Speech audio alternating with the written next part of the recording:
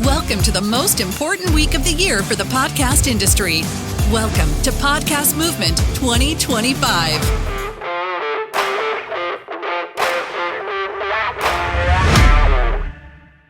Howdy, partner, y'all. That's about as Western as this Boston kid is going to get, I'll tell you. It's so nice to see all of the friendly faces here and to be here really with such wonderful news, which I'm sure most of you know. If you've walked around this event at all, you have no doubt seen sign after sign after sign for the Jayco dealer homecoming. Experience the difference. Jayco. I wonder if Jay was sitting around getting some advice from his family. You know, you should call it Recreational Vehicles Incorporated. Oh no, it's Jayco. Well, if you haven't heard the news, we have acquired Jayco, and we are going to be producing what I think is going to be the finest line of podcast-capable recreational vehicles in the world, including our first model, which is going to be called the Pod Pod. So I hope you look into that. But no, we have some other news to talk about, and I'm going to get into that a little bit later. And I'm so glad to be here. I'm so glad that I did not miss this because I had a really appalling travel day yesterday. I started my day yesterday morning in Bangor, Maine. Has anybody ever been to Bangor, Maine? Yeah, rock on. All right, Bangor, Maine. If you're not familiar with Bangor, Maine, it's here. It is not an incredibly accessible place to get to. It's, I think, the easternmost airport that has a code. So, and there was a horrible storm the night before, and so none of the airlines were sending their equipment to Bangor that night. So I woke up in Bangor, and I had no plane to get on from any airline, and no real prospect of getting here that I was really quite sure about. By the way, I was in Bangor because I was visiting my mother, who lives 2 hours north of that, here in this part of Maine. It's not the most accessible place. I ended up buying 5 airline tickets yesterday. I had tickets to LaGuardia, Philadelphia, Newark, Atlanta, a bus to Boston. I ended up finally on a 4-hour delayed flight that went through Newark and got here last night at about 7 o'clock to be here with you because I love the you, and I'm so glad that all of you are here to help us celebrate the fact that Sounds Profitable and Podcast Movement are joining forces into an unstoppable display of podcast force. And I'll have a little bit more to say about that in just a moment. But I made it here. You know, it was a long travel day. I made it. And I come bearing some news, as I often do, some data. And that data is from our 3rd year running of our study, The Podcast Landscape. This is our 3rd year of running The Podcast Landscape. It's the largest publicly available study of podcasting in America. And I've got some news, some interesting news, I think, especially about video, but also about creators. And I'll talk about creators in a moment, but creators are absolutely top of mind for us, especially going forward with this new partnership. And I'm going to have some research on that to help support that in just a moment. Very proud of the Podcast Landscape. It just won a major award from the Content Marketing Institute, a Content Marketing Award for Best Data Storytelling, and was a finalist for, I think, Best B2B Communications Project. And it's still in the running for Project of the Year, which we're not going to get. That'll probably go to Jayco because Jayco's content is on point. Large study, as I mentioned. This year we surveyed 5,034 Americans, 18 plus, weighted to the population. And the Podcast Landscape really is our flagship study of podcast consumption. And there's a lot of data in here. I'm going to be sharing all of it in a webinar in a couple of weeks, which I'll give you a QR code to be able to access that here in a moment. But first of all, everybody by now is familiar with the term podcast, right? That 4%, I believe, live in Bangor, Maine. I talked to some of them. That would be high for Bangor, Maine, actually. Everybody's really familiar with the term podcast. And as we have done the last several years, we have 3 years of data on this, we have fully incorporated audio and video into our questioning in terms of who uses podcasts and how often they do. We asked people, when was the last time, if ever, you consumed a podcast on either audio or video? 38% in the past week, 17% in the past 30 days. You add those up, that's 55% monthly, which is, it's a skosh higher than last year, but about what it was 2 years ago. So essentially, the reach of podcasting has kind of flattened out over the past few years. There are other things that have grown, however, which I will get to. But just to show you a sense of the trending and how podcasting has looked over the past 3 years, this is the percentage of Americans who say they have ever consumed an audio or video podcast. This year it's 75%. And that is actually a really high number. Now this is ever, doesn't mean they still do it. In fact, about half of them remain weekly consumers of podcasting, right? But it's a fairly high number, and it's higher than it would have been if podcasting were only a spoken word audio medium. If you look at spoken word audio in this country, and you add up radio listening, you add up audiobooks, you add up spoken word podcasts, the percentage of people that listen to spoken word audio in this country, it's about 2/3 of the country. So this exceeds that.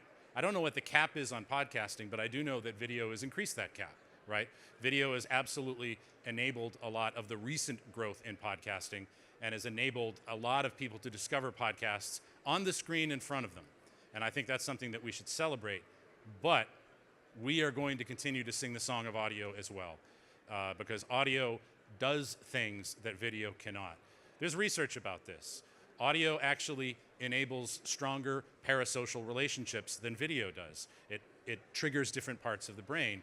Those parasocial relationships are what make you believe podcast hosts when they tell you to buy a mattress, right? So those things are important. And yes, I do talk a lot about business. I do talk a lot about advertising, but somebody has to, right? Nobody's coming to save us. So we are going to continue to put out that kind of data as well. But that's the percentage that have ever consumed a podcast. This is monthly, and as I mentioned, it has kind of flattened out over the past 3 years. It was 55, 53, it's now 55 again. They're pretty much margin of error. It's kind of flattened out. But what has increased is the amount of time that people spend consuming podcasts. So that, I think, is the better story to talk about here. Reach is going to flatten out eventually for everything. I don't know that it is flattened out here permanently. I do know that it is at rest at the moment for the past couple of years, right? So that's monthly. And then this is weekly. And again, it's just a skosh higher, really within the margin of error year over year. But at 38%, that still is an extraordinarily high number of people, high percentage of Americans that have made podcasts a weekly habit. I like to show this graph. This is the percentage of Americans who are familiar, have tried a podcast, are a monthly user, and are a weekly user. And right now, the conversion of people who have ever tried a podcast to weekly user, it's about 50%, right? And I would like to see that be higher. And I think that is going to be higher because podcasting is maturing. It's maturing. It's getting more difficult, I think, to cut through with a podcast. Some of you may have experienced that. There is a lot more quality in the space than there used to be 20 years ago when I first started in this business, right? So it is starting to mature a little bit. But as a result of all that, we are spending more time listening and watching podcasts. In 2024, we asked people, when you think of a podcast, do you expect it to be audio or video? And we put out an entire study on this earlier, last year, I think, on video's rise in podcasting. 26% expected a podcast in 2024 to be audio only. 38% usually audio, 21% may be either. And only 3% video only, right? And in fact, if you look at that 3% for video only and that 12% for usually video, look at it this year, that didn't change. That did not change. The percentage of people who think that podcasting is mainly or exclusively a video medium did not change. What changed were these two numbers here. The percentage of people who said it's audio only went down, and the percentage of people who say it may be either went up. And I think that is a really good sign, because the story here to me is not everybody needs to be on video. The story here is that people like to choose. People like to choose whether they want to watch or listen, and they do both. They do both in different situations. I'll get that phone. They do both in different situations, right? They watch when they can watch, they listen when they can listen. They listen while they're doing other things, they listen while they go about their business, their day-to-day activities, commuting, and they watch when they can pay some attention. But the point is that they do both, and they like to have the choice. And that goes both ways. That is not only about making video if you can make video, but if you are a video creator, you should also have an audio podcast if it makes sense, right? It goes both ways because the consumer likes to have choice. And that is a big part of why I think podcasting has thrived and continued to grow, because it is the most flexible medium. It works in either environment. It works when you can watch, it works when you can listen. It just works. And that's absolutely a story that we're going to sing far and wide, especially in our combined strengths as Sounds Profitable and Podcast Movement, as we attempt to project podcasting power like the podcast Navy into other parts of the world. This is what I alluded to earlier. Thinking of the last week, this is for weekly podcast consumers, how much time would you say you spent with podcasts? In 2024, that was an average of 6 hours. And what's going to change here is that percentage who say more than 10 hours, which last year was 18%. This year it's gone up to 21%, and the average has gone up to 6.3 hours. And this to me is a more meaningful metric than just looking at reach, right? Because if reach is going up and consumption time is going down, then we're not really making new fans, but we're making new fans. We're making people want to consume more podcasts and fit more podcasts into their day, and they're able, again, to do that because of the flexibility of the medium. It's on the screen in front of them. Whether it's audio or video, it's on the screen in front of them, and it is that flexibility, I think, and the increase of quality content that is making this medium continue to grow, and continue to grow in the amount of consumption time, which you can see here has gone up about 20 minutes a day, and that's almost a podcast, right? That's pretty good. We also asked people, what app or service do you use most often to consume podcasts? I will show you the complete list when we do the Podcast Landscape webinar in a couple of weeks. But as you can see here, YouTube has grown a little bit. Spotify has actually declined a little bit. And Apple Podcast has kind of stayed the same. And one of the questions that we were curious about this year when we put this survey together, both Sounds Profitable and our research partners at Signal Hill, which I know Paul is floating around here somewhere, we wanted to know, how are people using YouTube and how are people using Spotify? Are they watching? Are they listening? Are they doing both? And so we asked that question here. The percentage of podcasts consumed by watching video per platform. These are the percentages of podcast content consumed that are video by platform. And it makes a lot of sense. A couple things I would point out here. The percentage of YouTube users, the percentage of content YouTube users consume video, 0 to 24% is more than 1 in 5, right? So there is a lot of audio consumption on YouTube, is what that means.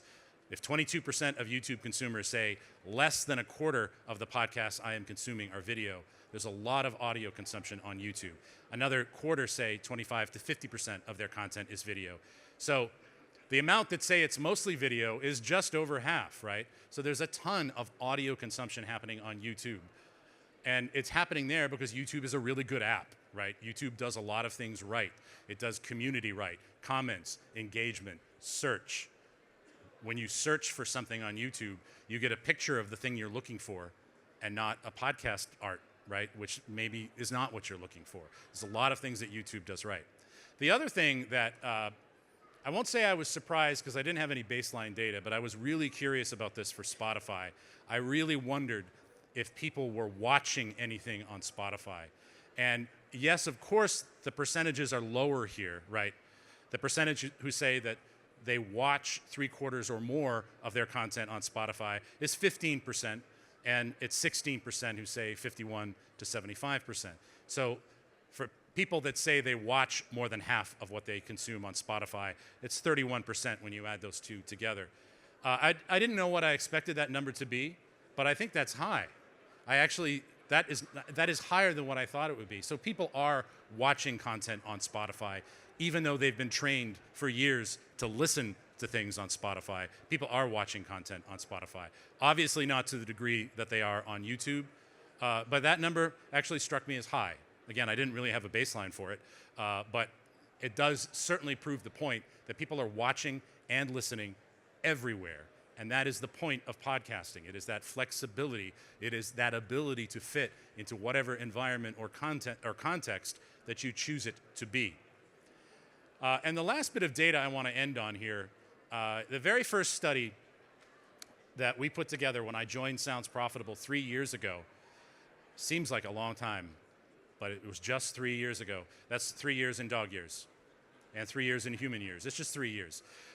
We did a study called The Creators, and we are going to bring that back. We're going to bring that back this fall, in fact, right after we put out the rest of the podcast landscape. And we asked people if they were currently or previously had ever created a podcast, right? And 17% of the American public 18 plus say that they either have in the past or are currently creating a podcast. That's a pretty high number, right? And of course, again, I think a lot of that has to do with the fact that the definition of a podcast has expanded. And what we think of as a podcast may be different things to different people, but it has expanded. When you take that 17% and blow it up, here's what you get. 20% say they're currently creating audio, 24% video, 24% both. And then another 32% are not creating podcasts anymore, or at least not currently. Maybe they will in the future. So the creators here are getting the message that it is that flexibility that is helping them grow. And it's not about pushing a video message, it is about pushing the flexibility message. It is about being available however the consumer wants to consume your podcast. But we have audio creators, we have video creators, and we have creators doing both. And again, we're going to put out an entire study of that very, very soon. And I'm going to give you a QR code in a minute to help you put that together. But I want to close here with just a word about what it is that we're doing. We're incredibly proud of this merger, this joining forces. It's wonderful to be able to work now with Dan and George and my partner Brian, and we're going to be working a lot more with James Cridlin because he is a part of this with Pod News as well.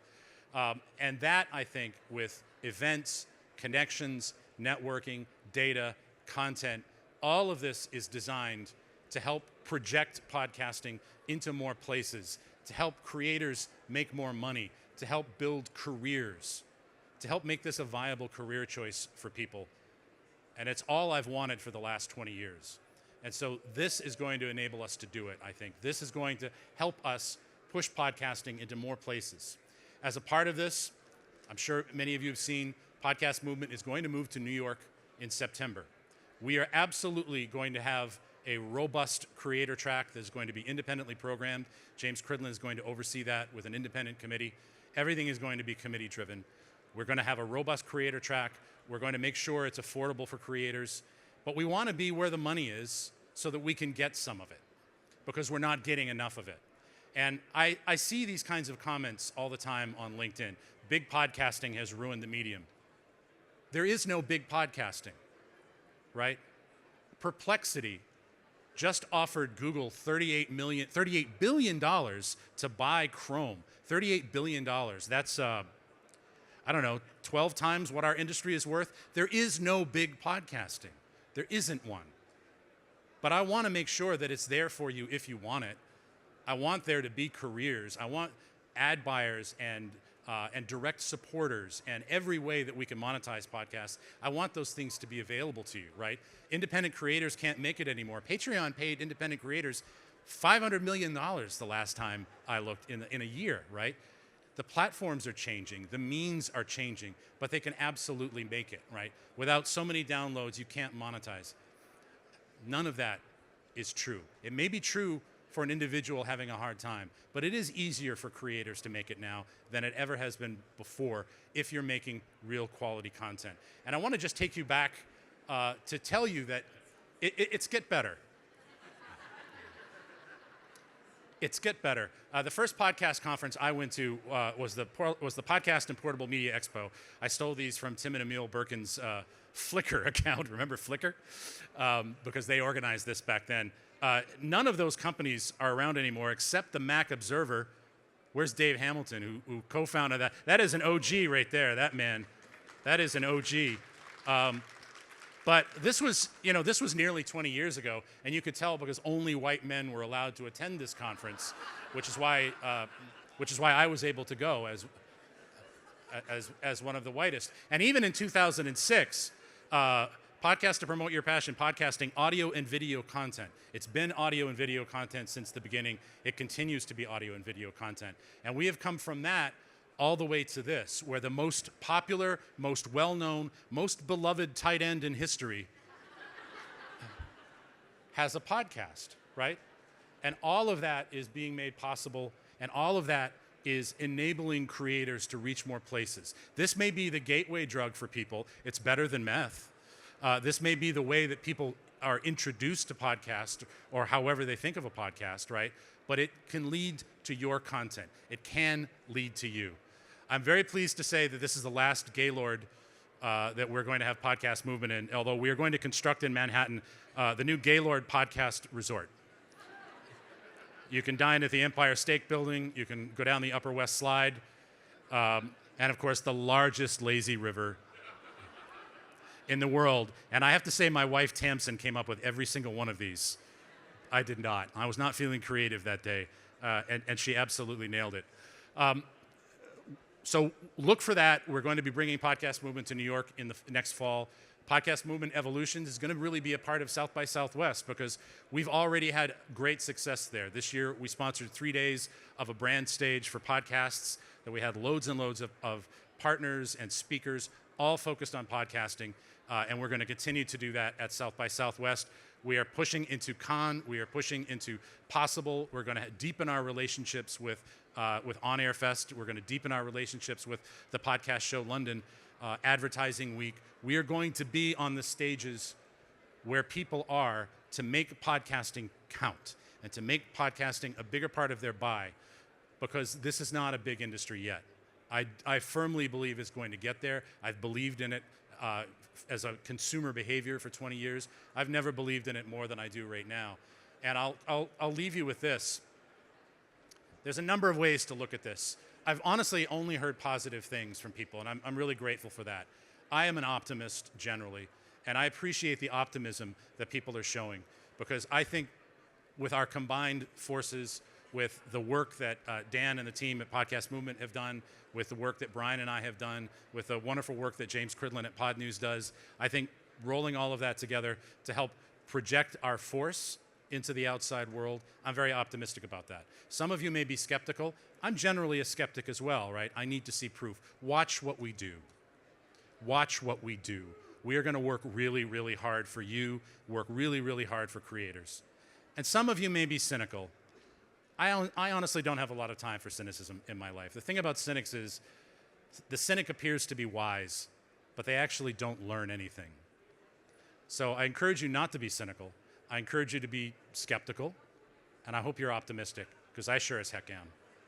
And I hope to see you year after year after year, and thank you so much for all of your support. Those are my pups.